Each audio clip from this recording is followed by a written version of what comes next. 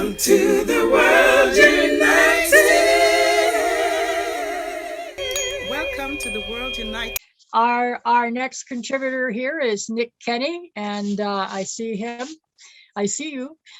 Nick is a mental fitness speaker and coach. He's an award-winning speaker, ACA accredited counselor, and chief of NSW Speakers Tribe. He has spent the past 6 years speaking in front of hundreds of different audiences, and over the past 12 months has helped thousands of people take ownership of their mental health through workshops and keynote presentations. A graduate of James Russ Agricultural High, he has completed an honors degree in modern history and a master of politics and public policy. However, this didn't come easily. Nick was growing up with an ADHD diagnosis and the misguided belief that young men use drugs and alcohol to manage their emotions. Nick struggled in the selective school system and throughout his adult life. In 2019, feeling as though he'd lost everything he valued, he suffered a mental health crisis.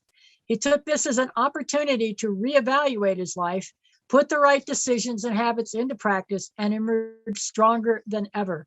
He now runs well-being programs in schools with KYDS Youth Development Service, works as a smart recovery facilitator, hosts mental health radio on Northside's 99.3 FM, and coaches men and young people through difficult situations.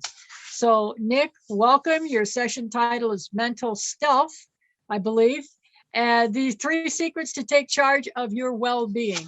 So welcome. Welcome, Nick. All right, I'd like you to imagine this, sitting on a scooter in Thailand.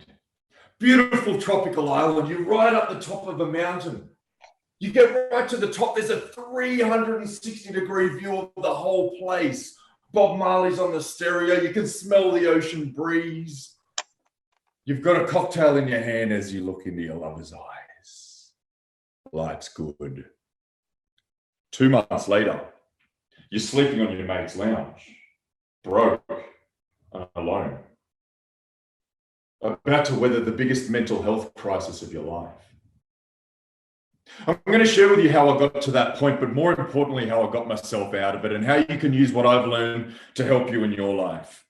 Raise your hand if you feel like if you experienced a mental health crisis, you will be able to access the support you need.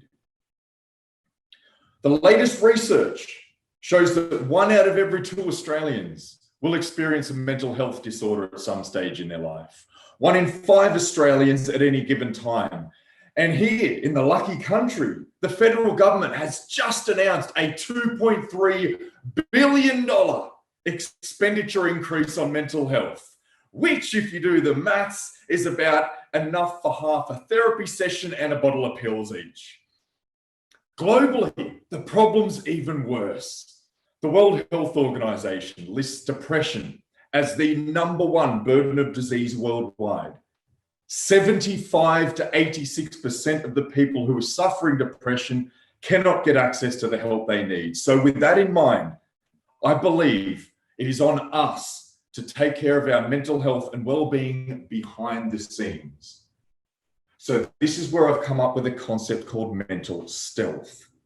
These are some tools, some foundations, some techniques you can use to take charge of your mental health in a world that's still struggling to catch up.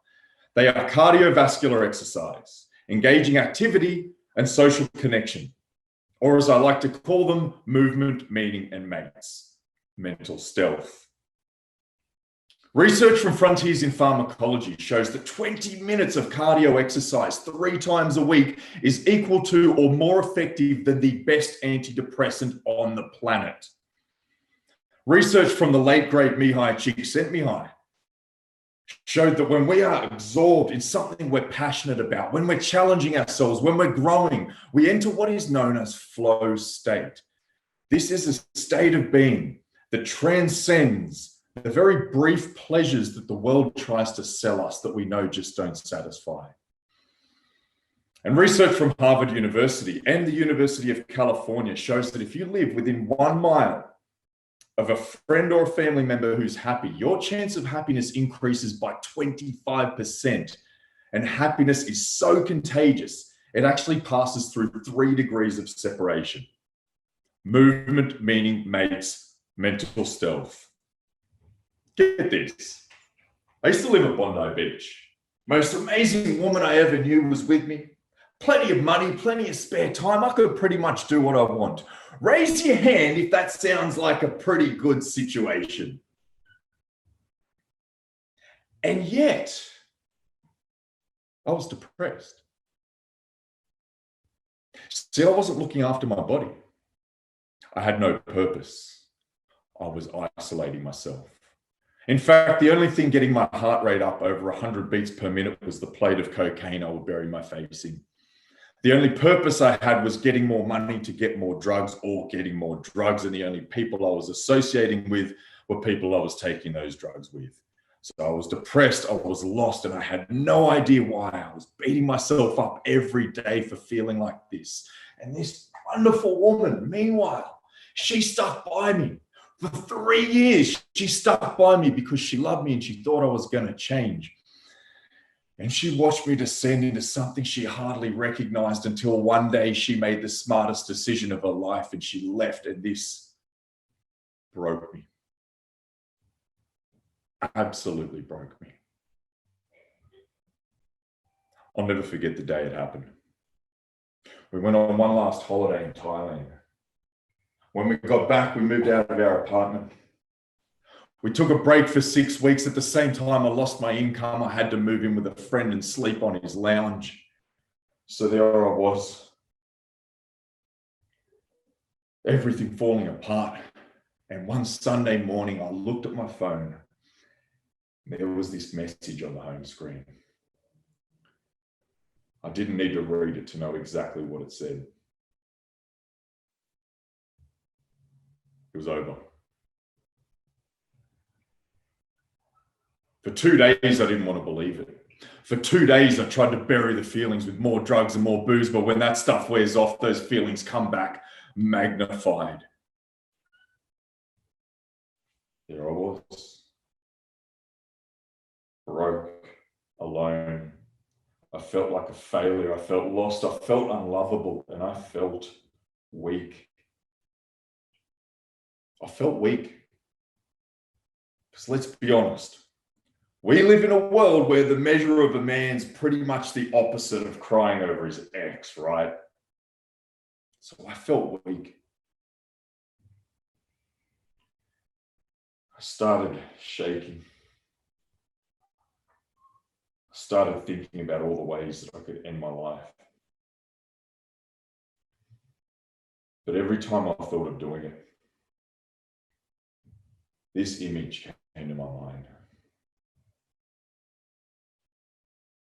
It was my mother's face at my funeral. And I knew I couldn't do it. Instead, I actually called my family. I told them everything about the drugs, the crime, the lies, the whole lot. And the conversation went something like this. Yeah, hey, you know, all those things you asked me not to do. Yeah, I did all of them and way worse. Now my whole life's fallen apart. Partner's bail, got no money, sleeping on my mate's lounge. I got a massive drug problem, by the way. Do you reckon I can come and stay with you? Do you know what they said to me? No worries, mate. Doors open. I thought, wow, I'm blessed, because not everyone's got family like that. I'd like you to close your eyes for a moment. I'd like you to bring to mind one person in your life who means a lot to you. Could be a friend, could be a family member, could be a colleague, could be anyone. Just think about how much that person means to you, how much you mean to them.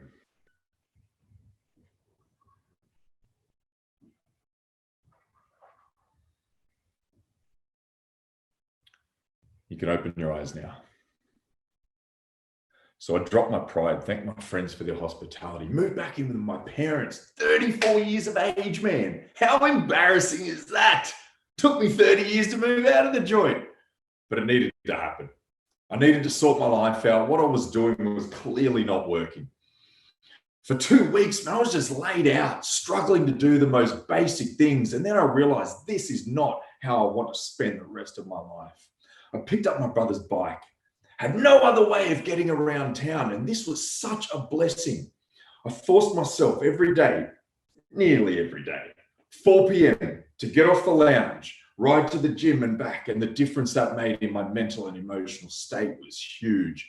I remember walking in the door one cold May evening, covered in sweat, and I felt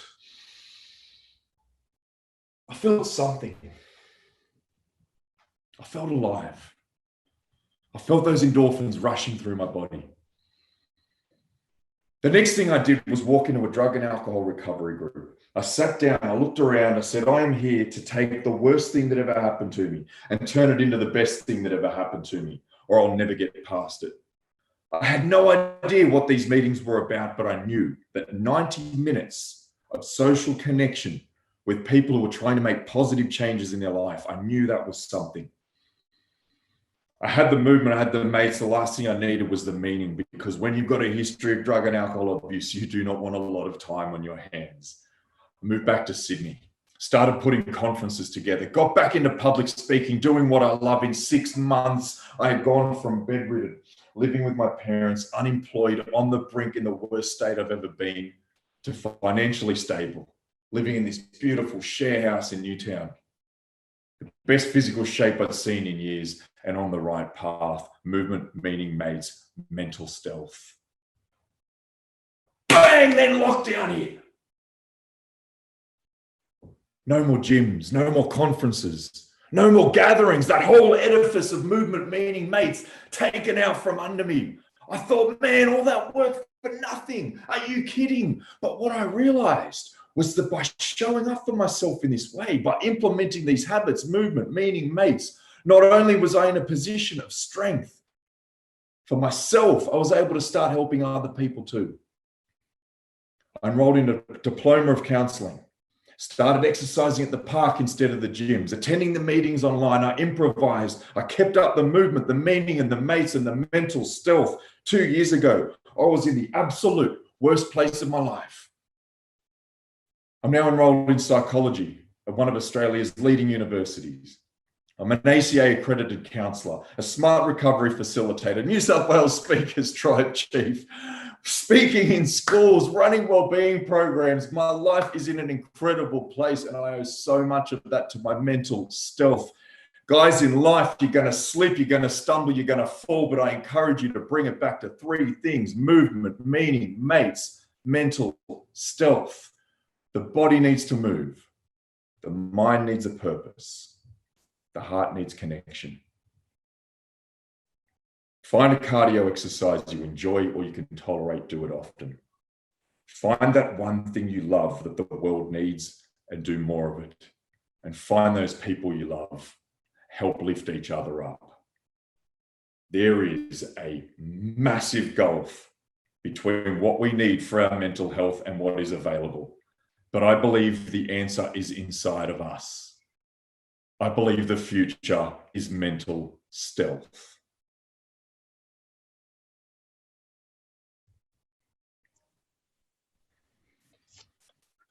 Nick, what a powerful presentation.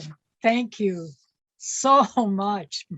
And an amazing journey that you have come through. Wow. I am so privileged to have been able to hear you, really. So I'm looking forward to having some discussion here afterwards. In the meantime, I am going to, I forgot to do this for Timo, I think, as well. It's getting late for me. Okay. That is from the past one. Come on. Whoops. Nick, that is your certificate of appreciation. Timo, I just went right past yours, but we do have it and you're going to get it emailed. Gavin, we will have yours being emailed as well, okay? So now, let me get back into the presentation. That would be stop share. There we go. Okay.